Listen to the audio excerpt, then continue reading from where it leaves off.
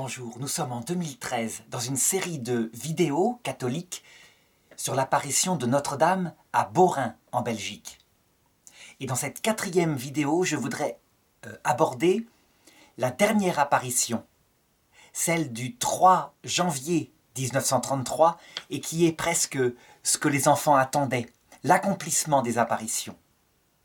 Alors, avant d'aborder cette apparition elle-même, je voudrais manifester que, en fait, tout est très certainement symbolique dans tout ce qui se passe, y compris les dates, les événements. Tout est symbolique de choses beaucoup plus profondes que ce qu'on peut considérer de l'extérieur et qui concernent la vie de tout le monde, mais aussi la vie de l'Église. Donc pour le manifester, je voudrais aborder en premier lieu le fait de cette date, le 3 janvier. Mais je vais resituer d'abord les choses. Donc, rappelons que globalement, pour analyser ce qui s'est passé, on peut voir, je dirais, 4 phases. La première phase, c'est quand les enfants, qui sont des enfants qui font des petites bêtises, qui sonnent à la portée des gens, voient la Vierge sur le pont, et ils la voient 3 jours, et elle s'approche peu à peu. Le pont étant le symbole du passage entre ce monde et l'autre. Ça veut dire ce que nous espérons. Nous espérons que la Vierge viendra nous chercher, qu'on la verra de nos yeux dans le passage à l'heure de la mort. Ensuite, deuxième phase, quand elle dit aux enfants d'être bien sages. Et le mot, probablement, a aussi la signification qui convient aux enfants, pas faire de bêtises. Mais la petite Gilberte Gigimbre dira que être sage pour elle, ça veut probablement dire tout ordonner à Dieu. Et elle a raison. Donc c'est là un programme de vie, une vie qu'il faut tenir. Troisième phase, les apparitions du mois de décembre, qui paraissent chaotiques. Elle vient ou elle ne vient pas. Les enfants, pour la faire rester, disent le chapelet et enchaînent les Je vous salue Marie de manière presque répétitive pour ne pas qu'elle parte, que sa présence reste. On peut dire que ça correspond un peu à notre vie terrestre à tous, lorsque le soleil brûle, que c'est quotidien, que c'est fatigant, qu'on ne sait pas si le ciel nous écoute ou s'il est absent. C'est une phase, je dirais, de pédagogie. C'est le purgatoire de la terre aussi. Enfin arrive cette 4e phase. Et justement, pourquoi le 3 janvier ? Certainement que le chiffre 3, ça c'est une opinion, évidemment. Chacun pourra interpréter à sa façon. Certainement que ce chiffre 3 fait référence au signe de Jonas, encore une fois. De même que les 3 jours où elle était apparue à côté du pont faisaient référence à ces 3 jours que Marthe Robin signifiait comme étant le symbole du passage entre ce monde et l'autre. Le signe de Jonas, Jésus le dit dans l'Évangile. De même que Jonas a été 3 jours dans le ventre du poisson, de même le Fils de l'homme restera 3 jours dans le ventre de la terre, puis il ressuscitera. 3 janvier, donc après le 1er janvier, jour de l'an, eh bien, ça signifie très probablement cette promesse que la Sainte Vierge fait ici ou là. Par exemple, on se souvient de l'apparition qu'elle a faite à la petite Lucie de Fatima, 8 ans avant les apparitions de Beaurain. L'apparition qu'on appelle du samedi pour la réparation des péchés. Et où la Sainte Vierge dit à Lucie qu'elle promet, je cite, elle promet d'assister toutes les personnes qui pratiqueront ce samedi réparateur avec une série de prières, de sacrifices, de les assister à l'heure de la mort avec toutes les grâces nécessaires pour le salut de leur âme.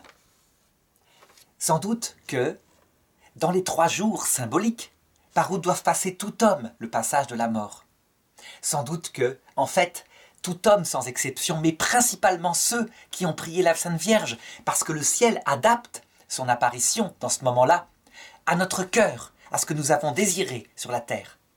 Eh bien, ceux qui ont prié la Sainte Vierge ont la visite de la Sainte Vierge. On sait que le credo annonce que le Christ revient dans sa gloire, accompagné des saints et des anges. C'est véritablement un acte de foi que habituellement les théologiens qualifiaient pour venir à la fin du monde. Mais on sait très bien que ça se passe ainsi à l'heure de la mort, qui est notre petite fin du monde à nous. Eh bien, le ciel adapte les présences à notre besoin. Et donc, Si le Christ vient pour tout le monde, parce qu'il est Dieu fait homme, le seul médiateur, ceux qui accompagnent le Christ sont adaptés à notre cœur afin de nous attirer vers le ciel, dans ce moment si particulier, où se fait, je dirais, le discernement final, et où beaucoup, dit la Sainte Vierge à Fatima, vont en enfer parce qu'il n'y a personne qui se sacrifie pour eux. Eh bien, le ciel adapte les présences. Donc, notre mère vient, notre grand-mère, nos ancêtres, ceux à qui nous avons fait du mal et qui sont déjà de l'autre côté, mais aussi ceux qui sont sur terre et qui prient pour nous sont rendus visibles. Et la Sainte Vierge, pour ceux qui ont aimé la Sainte Vierge, ce qui veut dire que parfois la Sainte Vierge ne vient pas pour les protestants évangéliques parce qu'ils ne veulent pas de sa présence. Et donc elle s'adapte, elle les laisse face au Christ. Et plus tard elle viendra parce que personne ne peut entrer au ciel évidemment en croyant que le ciel n'est pas l'église commune où le Christ a fait de chacun des saints du ciel ses collaborateurs, des co-médiateurs, des co-rédempteurs. Donc il faudra que les protestants là-dessus changent leur théologie face au Christ, évidemment. Le Christ seul médiateur crée des médiateurs, il ne jalouse pas cette grâce. Sa rédemption va jusque-là. Donc je dirais que le 3 janvier symbolise le moment où la Vierge se montrera à nous tous, véritablement. Et je dirais même que si toute personne qui écoute cette vidéo demande maintenant à ce que la Sainte Vierge soit présente le jour où elle en aura besoin et à l'heure de notre mort, comme dit l'Ave Maria, eh bien, elle viendra. C'est certain. Elle écoutera cette prière faite ce jour-là, même si elle n'était faite qu'une seule fois. Parce que, évidemment, elle se souvient de tout. Elle ne rate rien. Nous sommes tous ses enfants.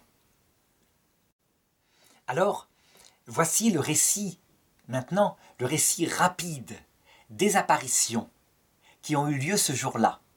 Voici une petite vidéo où Gilberte Gigimbre raconte cela avec les autres, alors qu'ils sont âgés à peu près de 60 ans, donc ils sont encore bien présents sur Terre, et qu'ils témoignent sans cesse des apparitions. Arrive Noël et la fin de l'année. Le mercredi 28 décembre, la Vierge annonce aux enfants la fin prochaine de ses apparitions.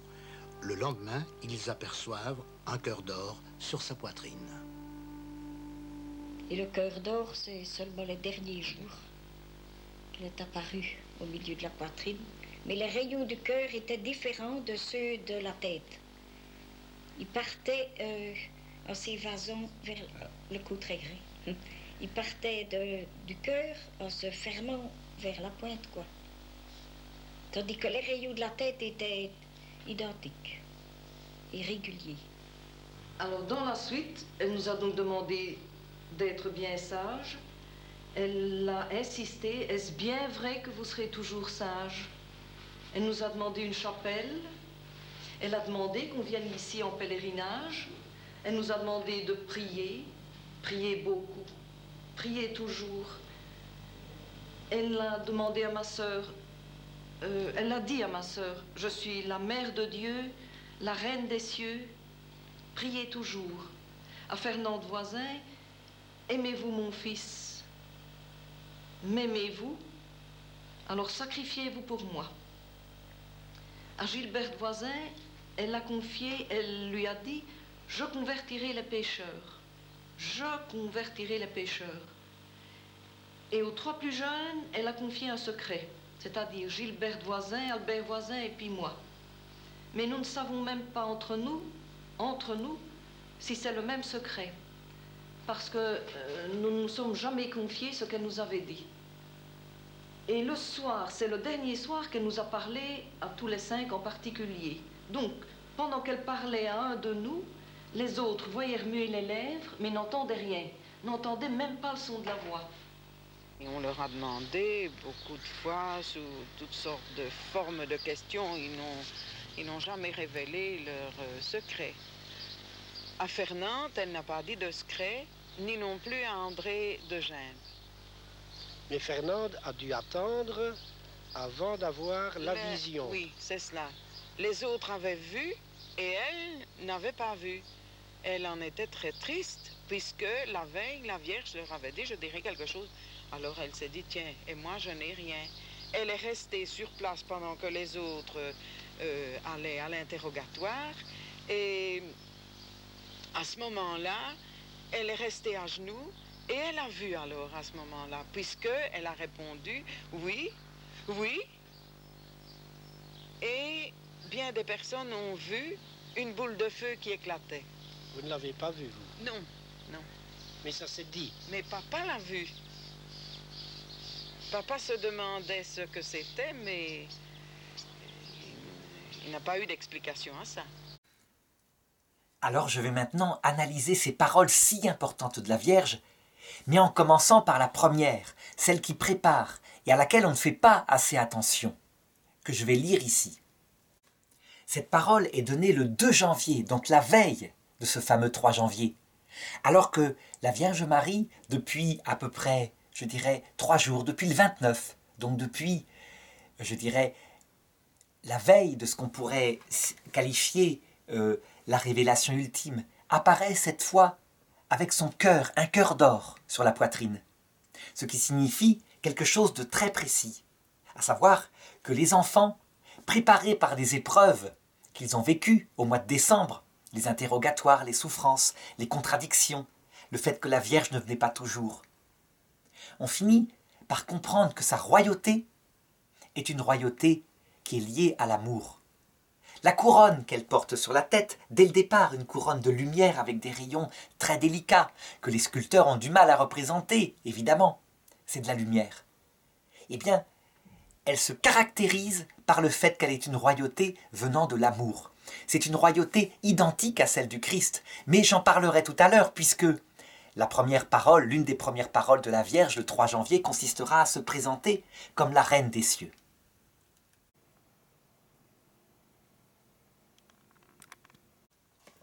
Et donc la Vierge dit « Demain, je dirai quelque chose à chacun de vous en particulier. » Ça me paraît très important.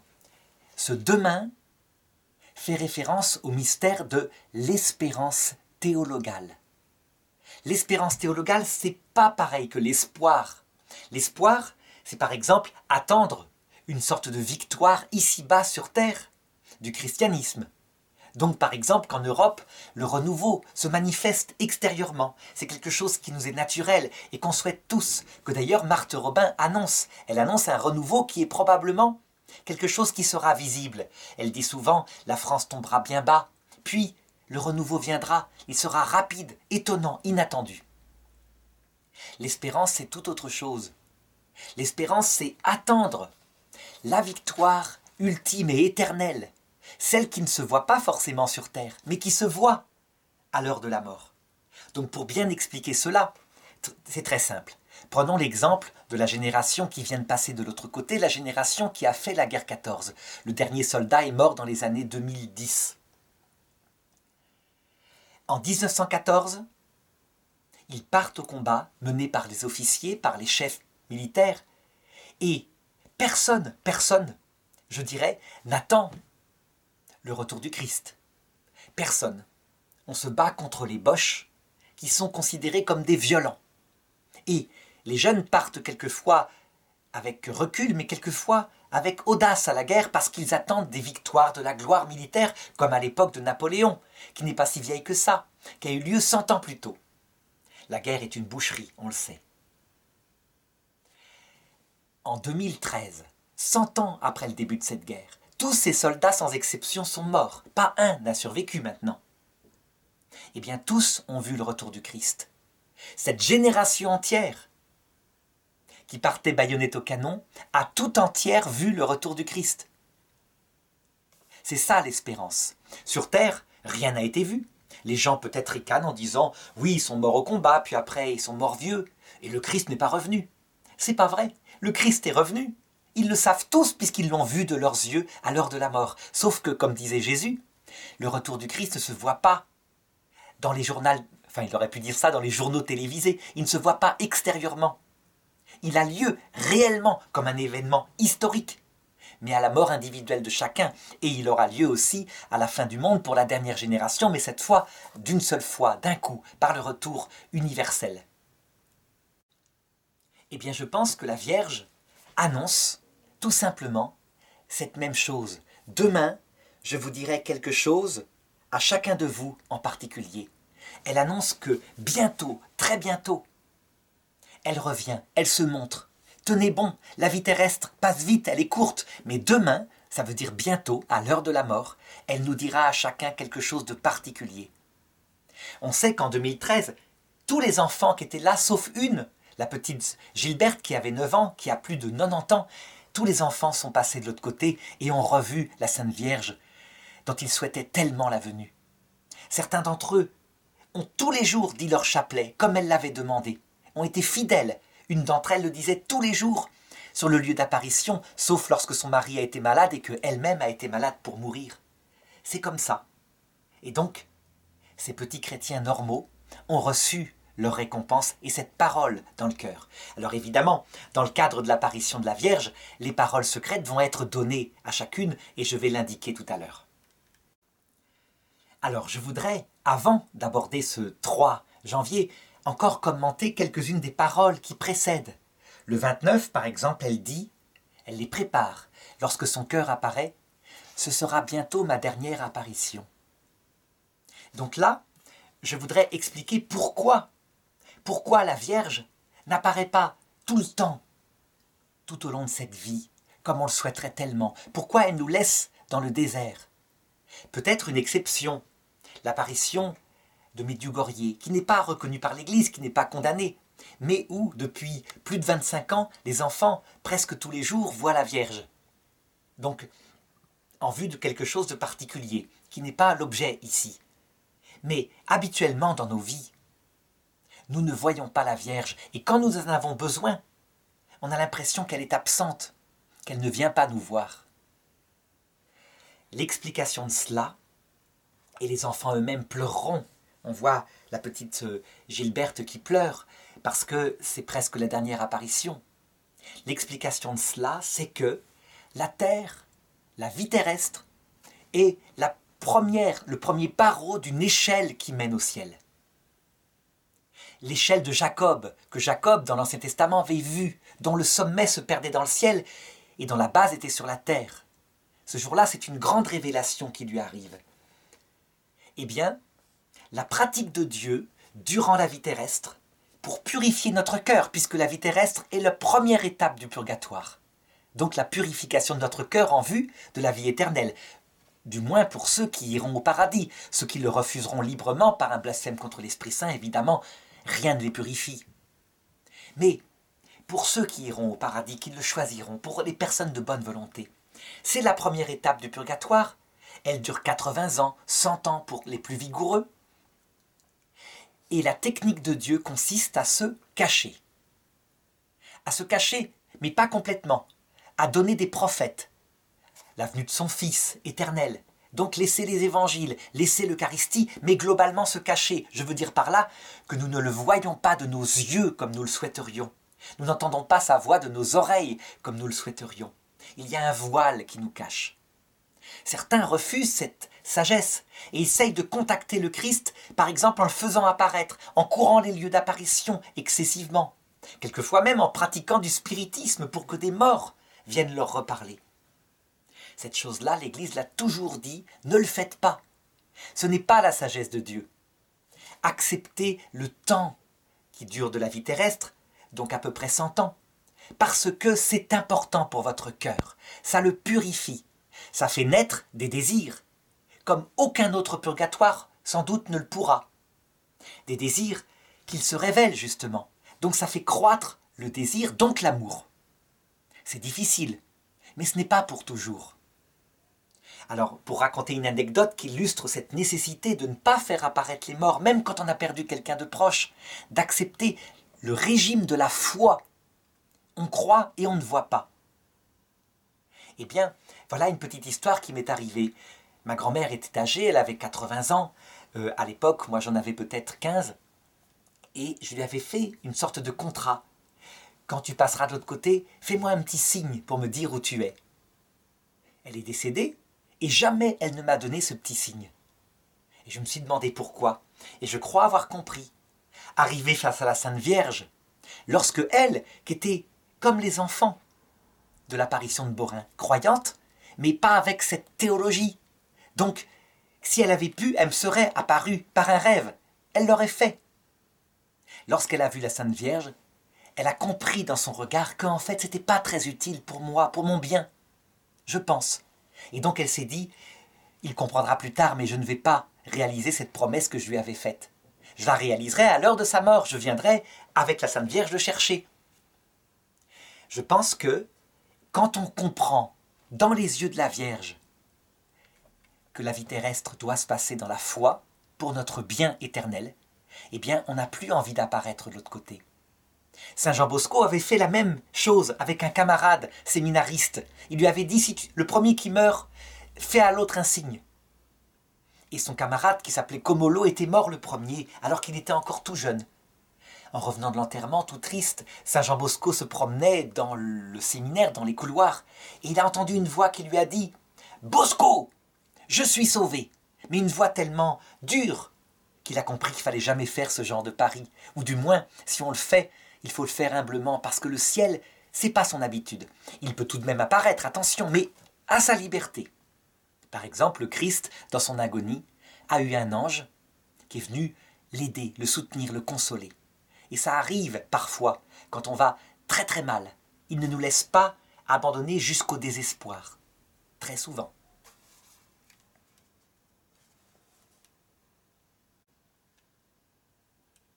Et donc arrive ce 3 janvier 1933. Les enfants sont là, évidemment il y a beaucoup de monde, puisque elle doit leur donner une parole à chacun en particulier. Ce qu'ils ont constaté, c'est que quand elle donne un secret à quelqu'un, pour lui en particulier, les autres n'entendent pas. Il y a même une des 4 petites voyantes, je crois que c'est Fernande Voisin, qui carrément ne voit pas la Sainte Vierge. N'a non seulement pas de parole, mais au début ne voit pas la Sainte Vierge. Qu'est-ce que ça indique ceci? Eh bien, que ce qui se passe à l'heure de la mort sera intime, profondément intime, même si le ciel entier sera avec le Christ pour l'accompagner. Mais il y a une rencontre personnelle. Je voudrais aborder ici la question de ces fameux secrets personnels qui très souvent reviennent dans les apparitions. Je veux dire que presque dans toutes les apparitions de la Vierge, depuis celle de la rue du Bac jusqu'aux dernières, la Sainte Vierge donne aux enfants un secret qui les concerne et que jamais ils ne révèlent. En l'occurrence ici, 3 des enfants vont avoir un secret personnel et les autres jamais ne sauront quel secret ils ont eu. Ils ne se confieront même pas. La rencontre avec le Christ est une affaire véritablement d'amour, d'amitié. On peut dire même que pour faire une comparaison, la Bible le compare à une relation conjugale, la relation du couple. Et cette relation, elle a une part d'intimité. Prenons l'analogie du couple marié. Un couple marié ne peut pas étaler sur la place publique certaines choses qui concernent son intimité. C'est absolument impossible. S'ils le font parfois, ce ne sera pas sur la place publique, mais parce que le couple va mal, auprès de soit un conseiller conjugal, soit d'un prêtre qui va essayer de les aider à régler certains problèmes. Le couple a besoin d'une intimité. Lorsqu'on voit des téléréalités dans ces années 2013 qui pensent montrer même des couples mariés, je dirais, carrément dans leur lit, c'est absolument aberrant. On atteint le sommet de quelque chose qui peut détruire ces couples, qui abîme l'intimité des couples. Eh bien, cette analogie, elle est parfaitement adaptable à la relation de l'âme avec le Christ. Cette relation intime, elle n'appartient qu'à l'âme. Une âme ne peut pas en parler. Si elle en parle, ça peut être à une personne particulière qu'elle appelle son père spirituel, son conseiller spirituel. Et encore, je dirais qu'elle doit bien le choisir. Il doit être parfaitement dans le secret, dans le silence. Un peu comme un conseiller du couple, et non quelqu'un qui se met entre le couple. Eh bien, c'est la même chose qui se passe à l'heure de la mort, puisque je disais qu'il y a aussi là-dedans un sens eschatologique. Il y a des choses que nous verrons à l'heure de la mort, un peu comme saint Paul lorsqu'il a vu le Christ lors de sa conversion sur le chemin de Damas, et qu'il est impossible de répéter à personne, même si les autres vivent des secrets intimes comme cela. C'est le jardin secret entre Dieu et l'âme, entre notre âme et les autres personnes du ciel que nous verrons à cette heure-là, entre notre âme et l'apparition de la Sainte Vierge. Donc je pense que c'est ce que veut signifier la Vierge par ces secrets privés qu'elle donne aux 3 enfants et qui concernent probablement leur vie personnelle, leurs épreuves plus tard, ce qu'ils vivront au long de leur vie. Peut-être elle leur dit certaines choses qui leur seront très utiles. Nous n'avons pas à le savoir. Et alors, d'autre part, la Sainte Vierge donne aux enfants des paroles publiques que là, ils pourront révéler pour le monde entier. C'est leur mission. Et donc la première parole est à Gilberte Voisin. Et la Vierge lui dit ceci: « Je convertirai les pécheurs. » Et donc il me faut analyser cette parole-là parce qu'elle est vraiment importante. Il faut rappeler qu'elle est donnée avant le Concile Vatican II. Et avant le Concile Vatican II, la théologie, la synthèse théologique habituelle qu'ont les gens dans leur cœur, c'est la synthèse scolastique, qui dit que un homme qui arrive à l'heure de la mort avec un arrêt du cœur, par exemple, et qui ne connaît pas le Christ, c'est trop tard. L'arrêt du cœur est comme une tapette qui met fin à la possibilité de se convertir. En fait, cette théologie scolastique est une interprétation d'un dogme de l'Église, un dogme réel qui dit que, aussitôt après la mort, tout homme qui n'a pas la grâce est conduit en enfer. Et donc ça pose beaucoup d'angoisse dans le cœur des gens. Par exemple, on se souvient de cette scène d'une petite dame qui va voir le saint curé d'Ars vers 1880 et qui lui parle de son fils qui s'est jeté à l'eau d'un pont pour se suicider. Elle est désespérée. Techniquement, si on suit la scolastique, il est mort en état de péché mortel, péché de faiblesse peut-être, mais en tout cas péché mortel puisqu'il s'est suicidé. Il n'a pas pu résister aux épreuves de la vie. Et le curé d'Ars, qui a pourtant cette théologie scolastique, lui dit « Entre le pont et l'eau, il a pu se convertir. Le pont, comme le pont de l'apparition de Beaurain, et l'eau, la rivière, c'est-à-dire l'autre côté, la mort. » En réalité, c'est le Concile Vatican II et le pape Benoît XVI, mais aussi Sainte Faustine en 1933, donc parallèlement à ces apparitions, qui vont le plus montrer qu'en fait, il y a eu une erreur d'interprétation dans la scolastique sur le mot « mort ».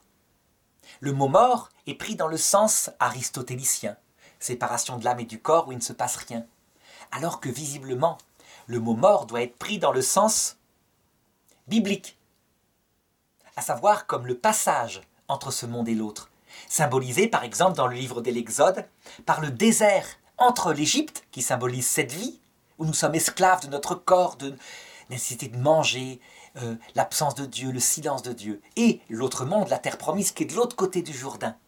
Il y a entre les deux un passage qui doit durer 1 semaine de marche, et où Dieu se montre à travers une colonne de lumière la nuit, dit la Bible. Eh bien, Sainte Faustine, la première, dans son petit journal, dans les années 1930, le dira même qu'elle le voit de ses yeux, ce passage. Je voudrais lire ce qu'elle dit, parce que c'est source véritablement d'une grande espérance théologale. Donc c'est dans le petit journal au numéro 1697.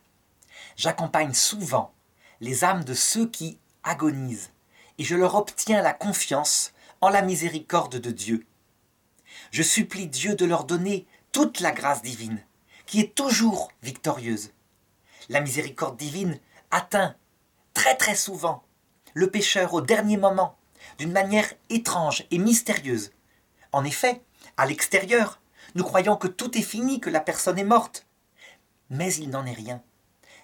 Son âme est éclairée par un puissant rayon de la grâce suprême, et elle se tourne vers Dieu avec une telle puissance d'amour qu'en un instant, elle reçoit de Dieu le pardon de toutes ses fautes et même leur punition. Donc le purgatoire peut être fait. Cette âme ne nous donne pas, à l'extérieur, aucun signe de repentir ou de contrition, car elle ne réagit plus du tout aux choses extérieures. Oh, que la miséricorde de Dieu est insondable. Seulement, Sainte Faustine continue, et elle montre un autre mystère. Le mystère du blasphème contre l'Esprit Saint, qui est possible à l'heure de la mort. Donc d'un homme qui, face au Christ, face à l'apparition de la lumière de la grâce, refuse, mais cette fois en toute liberté, en pleine maîtrise de soi, Ce blasphème contre l'Esprit Saint dont Jésus dit dans l'Évangile qu'il ne sera jamais pardonné, ni dans ce monde, ni dans l'autre. Et on comprend pourquoi. Tout simplement, comme va le montrer sainte Faustine, parce que la personne n'a rien à faire du pardon. Rien à faire de la miséricorde. Elle est dans un autre monde, celui de l'amour de soi, de la liberté égoïste. Et voilà ce que dit sainte Faustine. Mais horreur, il y a aussi des âmes qui volontairement et consciemment rejettent cette grâce et la dédaignent. Et c'est déjà le moment même de l'agonie. Mais Dieu, dans sa miséricorde, donne à l'âme, dans son fort intérieur, ce moment de clarté. Et si l'âme le veut, elle a la possibilité de revenir à Dieu. Mais parfois, il y a des âmes d'une telle dureté de cœur qu'elles choisissent consciemment l'enfer. Elles choisissent consciemment l'enfer. L'enfer est toujours choisi. Dieu ne met personne en enfer. C'est l'âme qui choisit l'enfer parce qu'elle a un mépris total pour ce qui règne au paradis, l'humilité, l'amour qui lui paraît n'importe quoi. Alors Dieu, évidemment, la prive de la vision béatifique. Ces âmes-là font échouer non seulement toutes les prières que d'autres âmes dirigent vers Dieu, à leur intention, mais aussi les efforts divins. Et on voit que sainte Faustine, là, sans le savoir, fait référence à ce que disait la Vierge à Fatima. Beaucoup se damnent parce qu'il n'y a personne pour se sacrifier pour elle.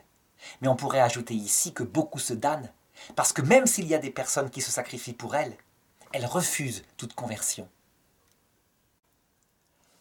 Alors il faut remarquer que cette vision de sainte Faustine mettra du temps à s'imposer à l'Église catholique. Jusque dans les années 60, le Saint-Office en la personne du cardinal Ottaviani, qui lui est thomiste, donc scolastique au sens propre, mettra à l'index les livres de sainte Faustine, en particulier à cause de cette idée d'illumination à l'heure de la mort. Et puis il y aura un retournement. On sait que Jean-Paul II canonisera sainte Faustine, la fera sortir du livre de l'index, donc des livres interdits, et qu'il instaurera la fête de la miséricorde. Il sera même canonisé par le pape Jean-Paul II en 2014, le jour de la fête de la miséricorde. C'est pas pour rien. C'est un retournement profond de la vision qu'on a de la miséricorde de Dieu à l'heure de la mort. Eh bien, je dirais que c'est sous-jacent dans l'apparition de Beaurain. Le Saint-Père Benoît XVI, qui est un grand théologien, dans son encyclique sur l'espérance, Spe Salvi, au numéro 47, présentera même cette chose, ce retour du Christ à l'heure de la mort, sans parler de la venue de la Sainte Vierge, mais c'est sous-jacent. Le Christ ne vient pas seul, il vient accompagné des saints et des anges. Il le présentera comme étant une hypothèse très intéressante. Il n'en fera pas la foi de l'Église encore, mais il le présentera. Donc un petit passage au numéro 47 quand il dit ceci. Nous ne pouvons calculer avec des mesures chronométriques de ce monde ce moment de la rencontre avec le Christ. Le moment transformant de cette rencontre échappe donc au chronométrage terrestre. C'est le temps du passage à la communion avec Dieu dans le corps du Christ. Donc la Vierge dit « Je convertirai les pécheurs ». Deuxième question qu'on peut se poser, c'est pourquoi au futur, pourquoi pas tout de suite, maintenant ? La réponse est que le ciel, c'est mieux que nous, quand il faut le faire. Je veux dire par là que, comme sainte Monique, face à son fils, le futur saint Augustin, souvent des parents chrétiens constatent que leurs enfants se détournent de la foi et se désespèrent, surtout quand ils voient les conséquences dans leur vie. Souvent, comme ils ne sont pas portés par la force de l'espérance qui fait qu'ils savent qu'il y a une vie après la mort. Ils ont du mal à tenir le quotidien du couple, dans leur couple. Beaucoup de divorces sont vérifiés. Leurs enfants sont laissés sans enseignement chrétien. Donc il y a véritablement actuellement une grande douleur en Europe occidentale par rapport à cette forme d'apostasie d'une génération entière. Et du coup, beaucoup de parents et de grands-parents prient en disant « Mais pourquoi ne donnes-tu pas, Seigneur, maintenant une grâce à mes enfants pour les remettre dans l'axe de l'espérance, de la foi, de la charité ?» La Vierge parle au futur. La réponse, c'est que il est parfois mieux d'avoir vécu pendant la vie terrestre un certain temps sans Dieu comme au désert, avec les conséquences qui sont les angoisses. Parce qu'on est fait pour Dieu, et donc quand on ne le connaît pas, en fait, tôt ou tard, des angoisses sur le sens de la vie viennent. Il vaut mieux parfois passer par là, plutôt que d'être chrétien d'enfance, mais habitué. Des chrétiens fades, des chrétiens sans aile, parce que Dieu est amour, Dieu viendra à l'heure de la mort, et tout ça, ça devient un peu barbant, c'est habituel, il n'y a rien de nouveau là-dedans. Je dirais même que le passage par certains péchés, le fait de descendre très bas, peut provoquer un salut éternel plus grand. Le Christ lui-même le dit, et je vais indiquer le passage où il le dit. C'est en Luc chapitre 7, verset 46. Le Christ a sauvé une femme de la lapidation. Cette femme est tombée très bas. Elle est tombée très bas à cause de ses propres faiblesses. Elle cherchait l'amour, probablement. Et puis peut-être de l'argent facile aussi. En tout cas, elle a failli être lapidée et il l'a délivrée de toutes les manières possibles. Si bien que cette pauvre femme, au cœur fragile, qui reste fragile, vient un jour dans un repas où Jésus est avec des pharisiens, casse à ses pieds une bouteille de parfum précieux, il y en a pour 1 an de salaire, ce qui montre qu'elle n'était pas pauvre. Que si elle se prostituait, ou si elle était simplement une femme adultère, en tout cas, elle avait gagné de l'argent. Voyant ce geste et le fait qu'elle essuie les cheveux de Jésus avec ses larmes et avec ses cheveux. Les gens qui sont à table disent c'est n'importe quoi, il n'est pas prophète. S'il était prophète, il saurait que c'est une prostituée, une femme de mauvaise vie.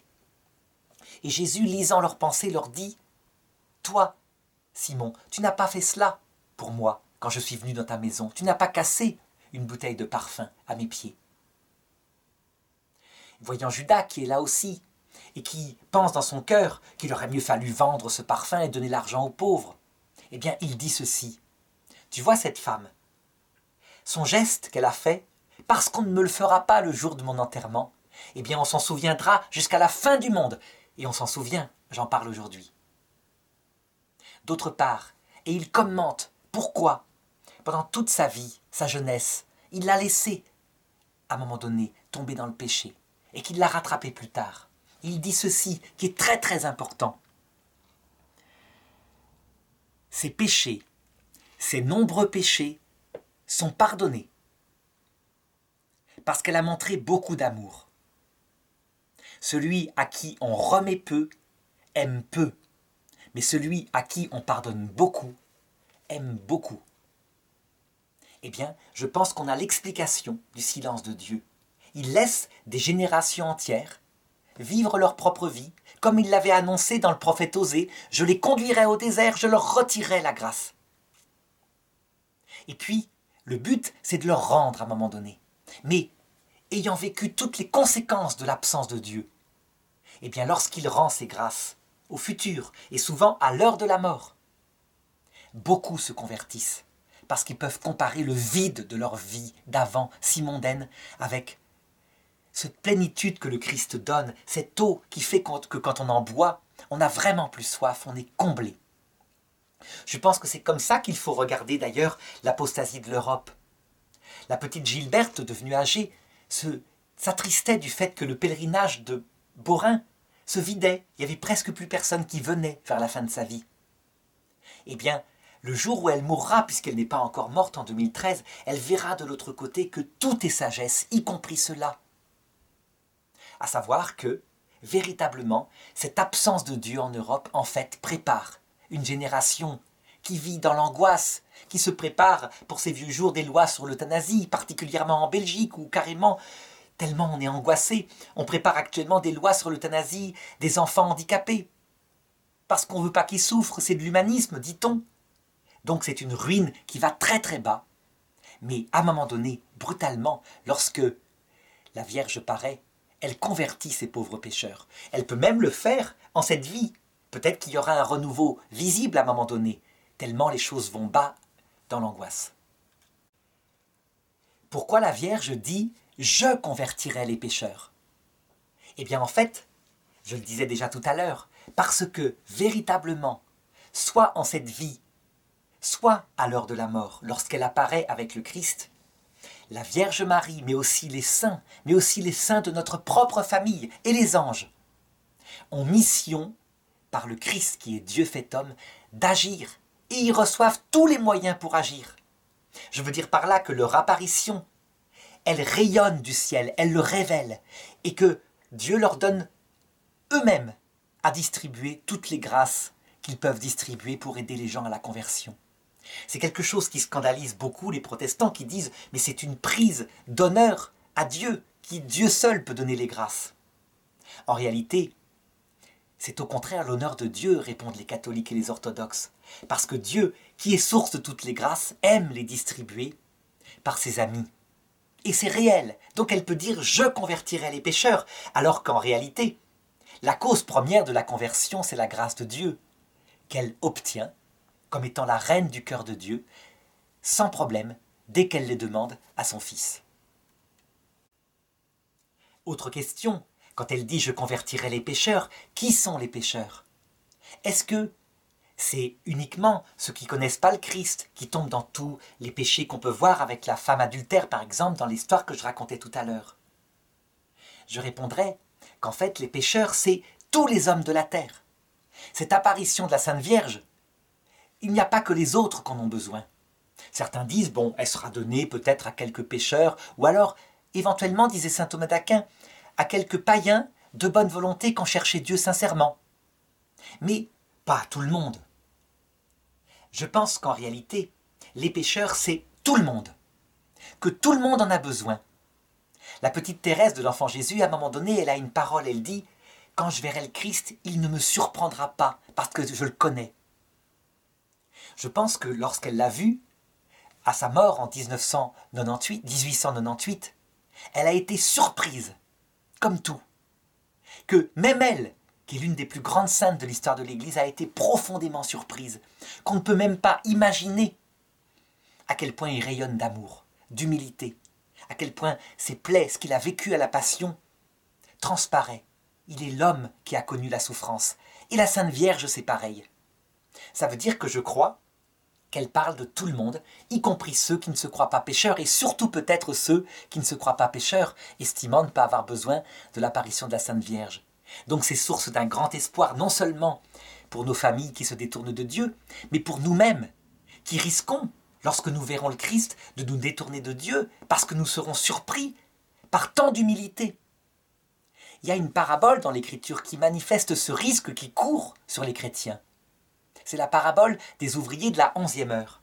Il est dit que, à un moment donné, arrivent des gens qui ont travaillé juste 1 heure au champ, donc à l'heure de la mort. Quelques minutes à l'apparition du Christ, et ils se sont convertis, et ils reçoivent la même récompense. Et voilà qu'arrivent à ce moment-là des gens comme nous qui ont travaillé toute leur vie au service du Christ et qui disent « mais quand même, ils reçoivent la même récompense, nous on a travaillé toute la vie, on s'est usé pour toi ». Et ils sont jaloux. Et le Christ leur répond « Pourquoi êtes-vous jaloux? Parce que je suis bon? Parce que je donne la même récompense à ceux qui ont travaillé 1 heure et vous toute la journée? Je fais ce que je veux de mes trésors. Et si je veux qu'ils aient la même récompense, qu'est-ce que ça peut vous enlever? Donc, véritablement, je pense que nous aurons besoin, nous aussi, de cette conversion. L'avantage d'être chrétien toute une vie, c'est qu'on sait où on va, et donc on a moins d'angoisse. L'inconvénient, c'est que quelquefois on s'habitue à savoir où on va, et on se croit digne du ciel. L'avantage de ne pas connaître le Christ, c'est que on creuse des désirs absolus liés à l'absence du cœur de Dieu. Beaucoup d'angoisse. L'inconvénient, c'est que la vie terrestre est beaucoup plus lourde à porter. Quand une personne a les mêmes soucis que les chrétiens, par exemple perd un enfant ou n'importe quoi qui peut arriver dans la vie, elle ne sait pas à quoi ça sert. Elle ne sait pas le but de la vie terrestre, que de l'autre côté on se rencontre. Donc la croix de sa vie est beaucoup plus lourde à porter. Résultat, tous les chemins sont motivés par Dieu en vue du salut du plus grand nombre. Mais il ne faut pas croire que nous pourrons nous passer de l'apparition de la Vierge à l'heure de la mort. Et ensuite, la Vierge dit à Gilberte, voisin, adieu, adieu, ce qui veut dire qu'elle n'aura plus d'apparition. Donc entre son enfance, là où elle a vu la Vierge, et l'heure de sa mort, elle devra vivre le lot de tout le monde. Et elle le fera, courageusement, comme une chrétienne normale. Je le montrerai tout à l'heure, ce sont vraiment des chrétiens normaux. Ensuite, à une autre enfant, elle va donner la parole suivante, qui ne doit pas rester secrète. Elle lui dit « Je suis la mère de Dieu, la reine des cieux, priez toujours. » Donc il faut analyser maintenant cette parole de la Vierge. Il y a peu de mots, mais tout est dit. Je suis la mère de Dieu, il faut constater que c'est le premier dogme posé par un concile œcuménique, le concile d'Éphèse, sur la Vierge Marie. La mère de Dieu. Elle est la mère de Dieu. Certains disaient, mais elle ne peut pas être la mère de Dieu, Dieu ne peut pas avoir de mère, Dieu est éternel, Marie est une petite créature. Le concile va préciser, elle est la mère de la personne de Dieu, née sur terre, dans sa maternité humaine. Mais celui qu'elle a mis au monde, ce n'est pas une nature humaine. Elle n'est pas qu'un ventre qui met au monde une nature humaine. Elle a mis au monde la personne du Verbe fait chair. Elle est donc la mère de Dieu dans sa naissance terrestre. Elle n'est évidemment pas la mère éternelle de Dieu, comme le disent certains musulmans qui ne comprennent pas ce dogme. C'est clair. Mais c'est la base de toute sa mission. C'est la base de sa gloire. C'est ça qui fait qu'elle dit « Toutes les générations me diront bienheureuse ». Quand elle dit ensuite « Je suis la reine des cieux », eh bien, elle fait référence au dernier dogme, on peut dire, même si ce n'est pas une forme dogmatique, prononcé par le dernier concile œcuménique en date, le concile de Vatican II. Et là, je voudrais lire le texte tel qu'il le prononce. Dans ce saint concile, Marie est proclamée 4 fois reine, 3 fois reine des apôtres et une seule fois. L'histoire de cette proclamation a des arcanes très très mystérieux. Vraiment, qu'on devinera peut-être un jour de l'autre côté. Il y avait eu des apparitions de la Vierge Marie à une petite dame appelée Clémence Ledoux, la fondation d'une petite communauté autour d'elle, très peu nombreuse, appelée la communauté Marie-Reine Immaculée, etc. Et puis finalement, le pape Paul VI avait tenu à ajouter, ayant entendu parler de ces faits, la mention de Marie comme reine de l'univers. Le texte dit ceci, « Enfin la Vierge Immaculée », immaculée, exactement le vocable sous lequel elle se présente à Beaurain. Donc on voit toutes les racines qui courent à travers tout cela. Préservée par Dieu de toute atteinte de la faute originelle, ayant accompli au cours de sa vie terrestre, fut élevée corps et âme à la gloire du ciel et exaltée par le Seigneur comme la reine de l'univers, pour être ainsi plus entièrement conforme à son Fils qui est le Seigneur des Seigneurs, victorieux du péché et de la mort. Cette royauté de Marie n'est pas possédée que par Marie, mais elle l'est à un titre absolument particulier, selon cette parole du Christ. Celui qui se fera le plus petit sera le plus grand.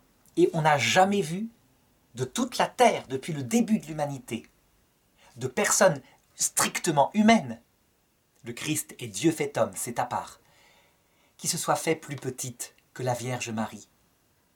Jamais elle n'a cru en sa sainteté.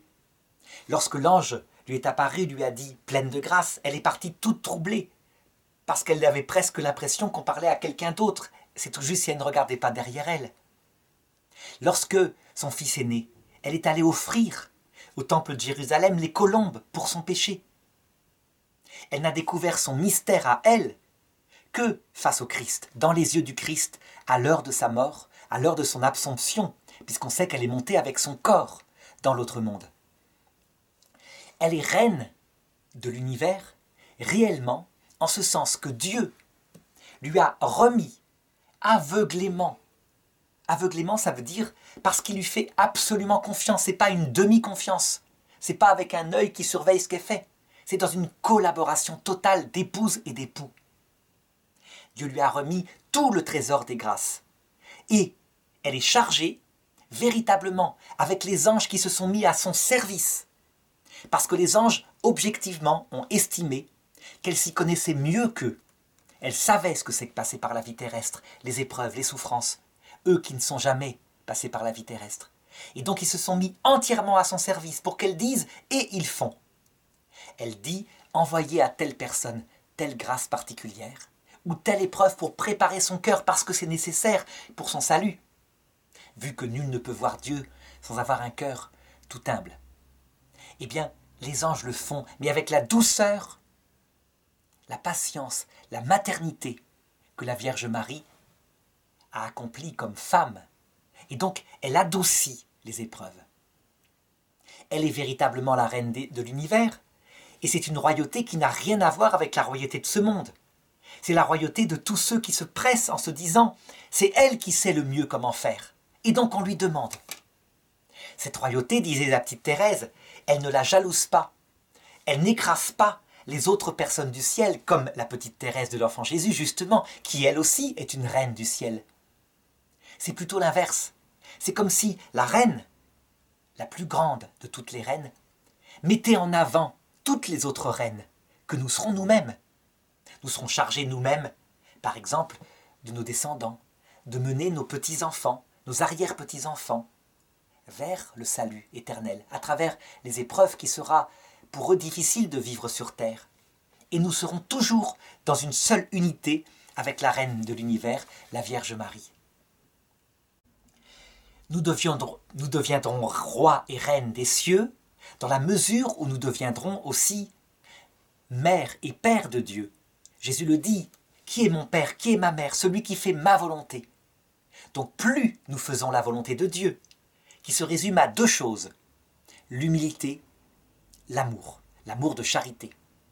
L'humilité et l'amour sont les deux pieds qui font qu'un chrétien avance. La charité toute seule, quelquefois, elle est trop exigeante, elle n'admet pas le progrès. L'humilité toute seule, elle est trop triste, trop désespérée, on s'abaisse trop. L'amour et l'humilité ensemble forment des cœurs miséricordieux. La miséricorde, c'est l'alliance de l'eau et du sang, de la terre, humus, et de la vie qui fait pousser l'arbre du chrétien.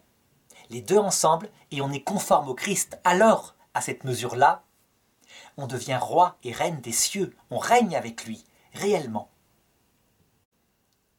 Comment faire donc pour devenir roi et reine des cieux à l'image de la Vierge? Eh bien, elle le dit. Priez toujours. Priez toujours. Je dirais que cette prière, elle consiste à le demander simplement à la Sainte Vierge. On peut tout demander à la Sainte Vierge. Elle nous connaît, elle nous comprend. Demander la santé de nos familles, demander que notre couple aille bien. Mais la prière la plus profonde qu'on peut demander, c'est que, s'il lui plaît, elle nous envoie dès cette terre cette grâce qui nous conforme au Christ.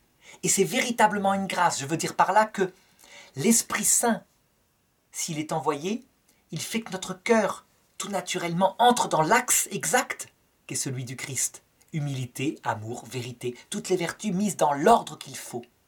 C'est comme magique quand l'Esprit Saint vient le faire. Et quand ce n'est pas l'Esprit Saint, que c'est un autre esprit parce qu'on ne le prie pas assez, à travers la Sainte Vierge, qu'il l'envoie à volonté. Elle est la reine de l'Esprit Saint.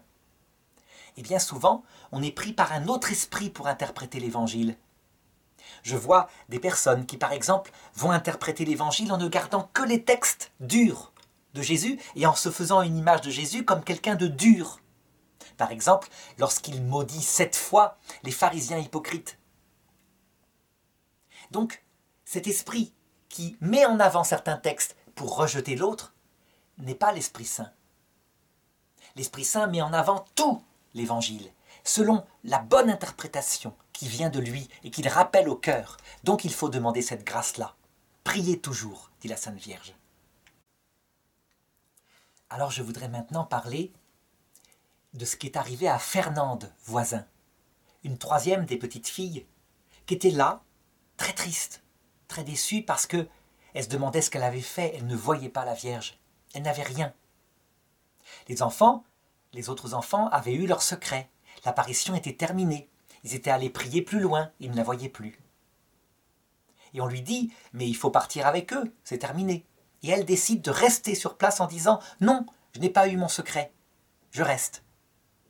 Et alors que des gens étaient déjà partis, elle eut tout d'un coup son apparition. Elle l'eut, et c'est là, alors qu'elle était toute seule, que les autres étaient partis, qu'il y eut extérieurement un nouveau petit signe un signe que certains virent de manière très fugace, une boule de feu qui éclata dans l'aubépine. La Vierge lui apparut et lui dit ceci. « Aimez-vous mon fils ?» Et elle répondit « Oui », et les gens entendirent ce « oui ». Puis elle demanda « M'aimez-vous » Et elle répondit « Oui ». La Vierge touchait son cœur lorsqu'elle demanda « M'aimez-vous » Alors elle ajouta « Sacrifiez-vous ». Alors sacrifiez-vous pour moi. Puis elle dit adieu. Et c'est ainsi que se conclurent les apparitions de la Vierge à Beaurain. Alors il faut analyser cette parole. Évidemment, pour ceux qui connaissent l'Évangile, ils comprennent tout de suite que cette parole fait allusion au chapitre 21 de Saint Jean, de l'Évangile selon Saint Jean. C'est la dernière apparition du Christ. Saint Pierre est là, qui est tout penaud, il a renié 3 fois le Christ, il a dit 3 fois qu'il ne le connaissait pas. Alors le Christ lui apparaît et lui demande « Simon, fils de Jonas, m'aimes-tu » Et Saint Pierre, qui est le futur pape, répond « Oui Seigneur, tu sais que je t'aime ». Et 3 fois le Christ lui demande « M'aimes-tu » avec une intonation différente, amour de charité, amour d'amitié. Et Saint Pierre est blessé et dit même « Seigneur, tu sais que je t'aime, je donnerai ma vie pour toi ». Ce qui est une parole bien honteuse, lui qui a sauvé sa vie piteusement face à une servante un peu plus tôt. Alors le Seigneur lui dit « Sois le berger de mes brebis ». Il l'envoie donc dans sa mission. Il peut faire sa mission parce que justement, il a un cœur humble. Il n'a plus du tout de certitude d'être un type bien. Il a renié 3 fois. Saint Pierre est un pape excellent parce qu'il est pauvre de cœur. Il connaît son propre péché, ce qui n'empêchera pas de pécher de nouveau. Il devient le prince des apôtres. Eh bien, je dirais que ce texte-là est exactement analogue. La petite Fernande Voisin, elle est comme les autres, elle fait des bêtises, elle n'est pas forcément très pieuse. Mais elle reçoit la mission apostolique parce que, justement, ce n'est pas le fait d'être parfait qui fait un apôtre. C'est le fait de connaître ses imperfections. Sa mission consistera à se sacrifier. Dans toutes les apparitions de la Vierge, il y a la prière d'un côté, donc demander à Dieu les grâces qu'il faut, la sagesse en particulier, soyez sages, d'être sages. Et puis il y a les sacrifices. Pourquoi les sacrifices ? C'est très simple. On le voit à travers toute cette apparition, et c'est comme ça que nous, les êtres humains, on fonctionne. Au début, quand on est enfant, on ne va vers Dieu souvent que parce qu'on a du plaisir à aller vers lui. Plaisir de sa présence, plaisir des belles cérémonies. Les enfants sont pareils, ils veulent voir sa beauté, et donc ils prient des chapelets mécaniquement. Et puis, toujours, au bout de 2-3 ans parfois, quelquefois un peu plus tôt, arrive ce qu'on appelle la nuit des sens. Ça veut dire que les plaisirs s'usent, on est un peu habitué, on a des sécheresses, on a moins de plaisir à aller à la messe. Ce sont les mêmes épreuves qui arrivent dans le couple. Au début, on se marie par plaisir. Si on n'avait pas de plaisir à être avec celui dont on est amoureux, on ne se mettrait pas avec lui. Et au bout de 2-3 ans, arrivent, et même quelquefois avant, les épreuves du quotidien. Et beaucoup s'en vont, parce qu'ils ne veulent pas se sacrifier. À savoir, se mettre à aimer l'autre au-delà du plaisir. Bien sûr qu'il faut du plaisir, il faut des moments de plaisir, on ne tiendrait pas. Et donc dans la vie des jeunes couples, il y a des moments de plaisir, mais ce n'est jamais, comme au début des fiançailles, le plaisir perpétuel à être ensemble. C'est plutôt 90% du quotidien, porter les enfants à l'école, les activités, etc. 90% d'amitié avec son conjoint et 10% de plaisir sentimental et physique. Eh bien, c'est comme ça tout le temps. Donc, le sacrifice fait partie de l'amour. Se sacrifier, ça veut dire aimer, non pas porté par le plaisir sensible, mais aimer porté par son intelligence qui sait que c'est ça qu'on doit faire. Aimer, ça veut dire vouloir le bien de son conjoint dans le cadre du couple. Je ne l'abandonne pas, je lui ai promis, il ne m'a jamais trahi. On s'est certes engueulé, mais jamais il ne m'a trahi. Je reste fidèle, je me sacrifie, tant pis pour mes désirs romantiques de plaisir, de prince charmant. Mon prince charmant à moi, c'est lui, et tant pis si c'est pas rose tous les jours. Eh bien, c'est pareil par rapport à Dieu. Se sacrifier, ça veut dire, par exemple, continuez à pratiquer fidèlement le chapelet, puisque la Vierge le demande, les sacrements que l'Église demande. Continuez à les pratiquer, même lorsque, au milieu de la vie, c'est barbant, c'est lourd, c'est long, c'est pénible, c'est toujours les mêmes sermons.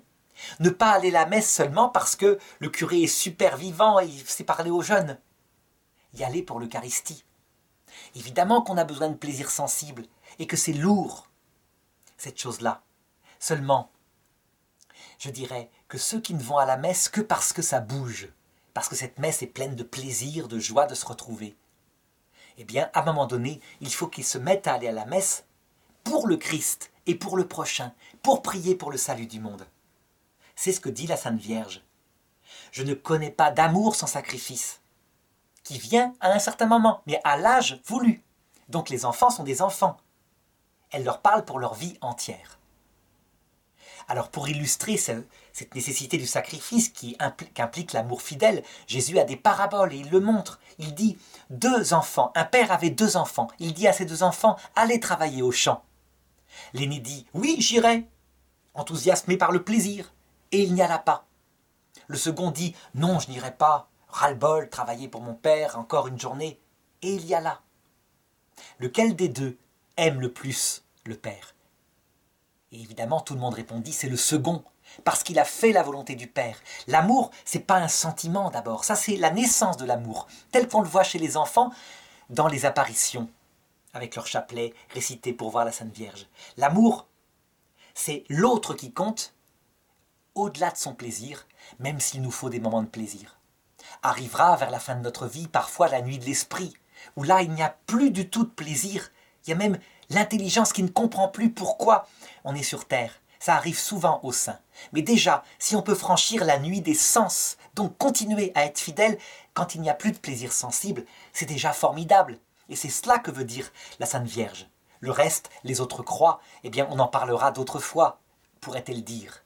Et là, il faudra étudier sans doute la vie des enfants pour voir que certainement elle est arrivée à un moment donné. Et la Vierge termine son message à Fernande, voisin, en lui disant aussi « Adieu ». Ce qui ne veut pas dire qu'elle ne sera pas là, bien au contraire, mais qu'elle ne la reverra que à l'heure de la mort, donc le 3e jour, dans son passage. Alors ça, c'est très important aussi. Au long de la vie, lorsqu'arrivent les nuits de l'esprit, c'est quand on prie Dieu et qui semble ne jamais exaucer. J'ai un ami qui actuellement vit cela. Il a eu une rupture sentimentale, il est très croyant, et il a l'impression que tout s'écroule autour de lui, au point qu'il en détesterait même Dieu, en disant « J'ai quitté la religion catholique, la religion de la Sainte Vierge, elle me laisse tomber, je prie, rien, c'est un mur, tout est froid, tout est glacé dans ma vie. » Il vit la nuit de l'esprit. Nuit de l'esprit, l'absence totale de compréhension. Et attention, il a beau avoir eu de la théologie, quand on est dans la nuit de l'esprit, on ne comprend rien.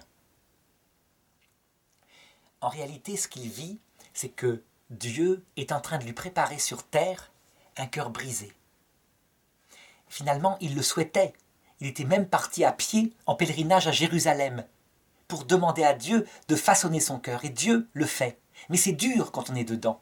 Et moi, je l'encourage en lui disant, tu verras, quand ce sera sorti d'affaire, quand l'épreuve en question que tu vis sera finie, tu comprendras de nouveau tout et pourquoi il fallait passer par là.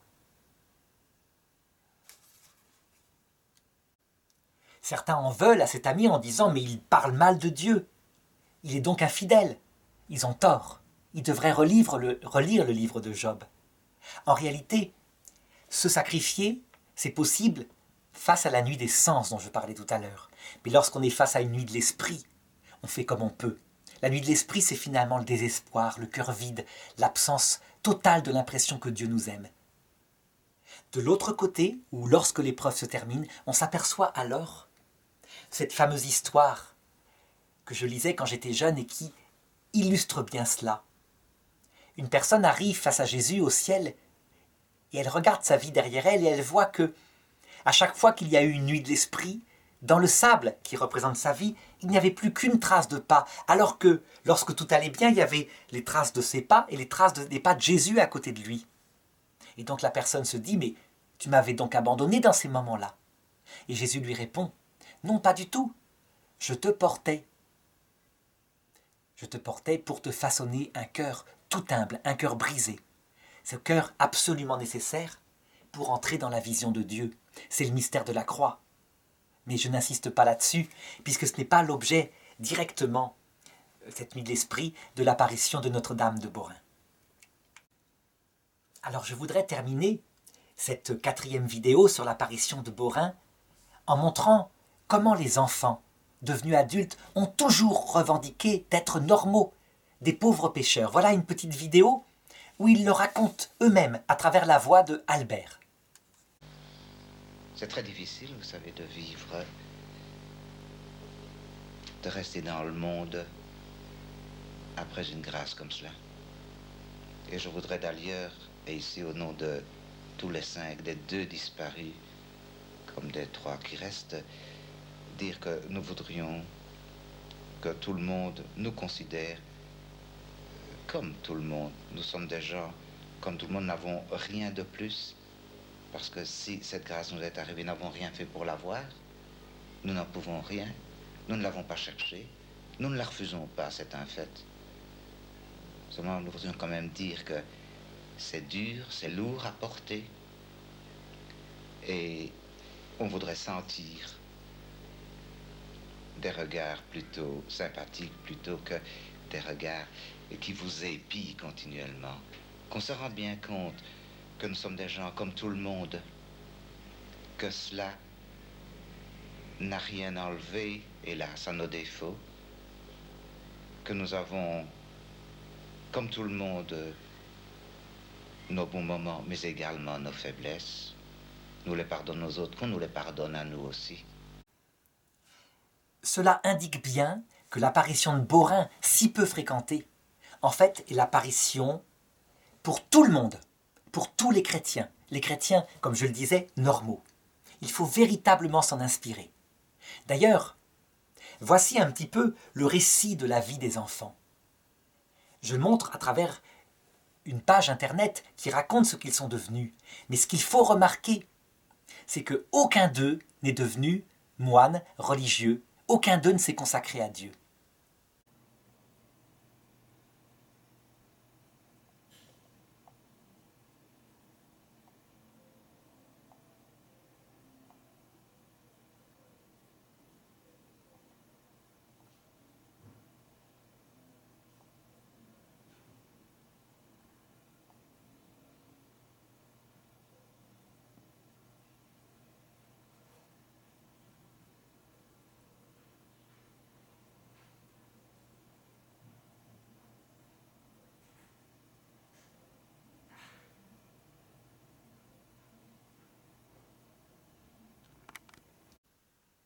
On pourrait dire, mais comment ça se fait? Comment ça se fait? Ils ont vu la Sainte Vierge, ils auraient dû tout abandonner pour se consacrer à Dieu. Pas du tout. D'abord, la vocation de mariage est une vraie vocation qui mène à Dieu. On y connaît la nuit des sens dans son couple, on y connaît les épreuves, on y connaît la nuit de l'esprit. Lorsque on vieillit, qu'on se retrouve souvent l'un face à l'autre, que les enfants ont quitté la maison, que la vie a passé si vite et on se demande si on n'a pas gâché sa vie. Donc, c'est fait pour façonner le cœur aussi. Mais d'autre part, tout le monde ne reçoit pas l'appel à la consécration à Dieu. Certains se disent « J'ai tellement reçu de grâce de Dieu, je ne peux pas faire autrement que me consacrer. » Encore faut-il que ce soit vraiment leur appel, et il ne faut pas avoir honte si ce n'est pas leur appel. En effet, je dirais que la vie consacrée à Dieu, par exemple la vie monastique où on consacre sa journée pour prier mieux, eh bien, tout le monde ne peut pas la vivre, parce que certains n'arrivent pas à dépasser le fait de ne pas avoir d'amour dans leur vie, de ne pas avoir donné la vie à des enfants. Il n'est pas bon que l'homme soit seul. C'est donc un appel particulier. Ceux qui véritablement sont faits pour le faire, ce voyage de la vie terrestre, accompagnés, comme Dieu l'avait prévu avec Adam et Ève, par un conjoint, en donnant la vie à des enfants, eh bien, ils ont un chemin qui, par certains côtés, est plus adapté pour obtenir le but. Par d'autres côtés, il est moins direct, on est plus divisé, il y a les soucis du travail, etc. Chaque voie a son avantage et son inconvénient. L'essentiel est que le but de tout le monde l'est consacré comme, je dirais, ceux qui sont mariés est le même, c'est la sainteté. Et puis, il y a la vocation particulière, ce qu'on appelle le ministère. Devenir prêtre, séculier, consacrer l'Eucharistie, devenir curé de paroisse, devenir prof de religion, devenir catéchiste. La vocation particulière à l'apostolat, elle implique pour le coup un appel, un autre appel qu'on voit dans l'Évangile très nettement. Et elle ne s'oppose pas au fait d'être marié. Ça, c'est une chose aussi qui est importante à savoir. Être prêtre, oui, l'Église catholique latine a une tradition du célibat chez les prêtres pour des raisons très précises, à savoir une meilleure consécration à Dieu et le fait qu'on évite certains dangers comme transmettre sa paroisse comme héritage à ses enfants. Ça, c'était des dangers du Moyen-Âge. Mais, on le voit bien, il y a des hommes qui enseignent le Christ, qui sont théologiens, qui sont profs de religion, qui sont catéchistes et qui sont mariés. Il n'y a pas d'opposition directe.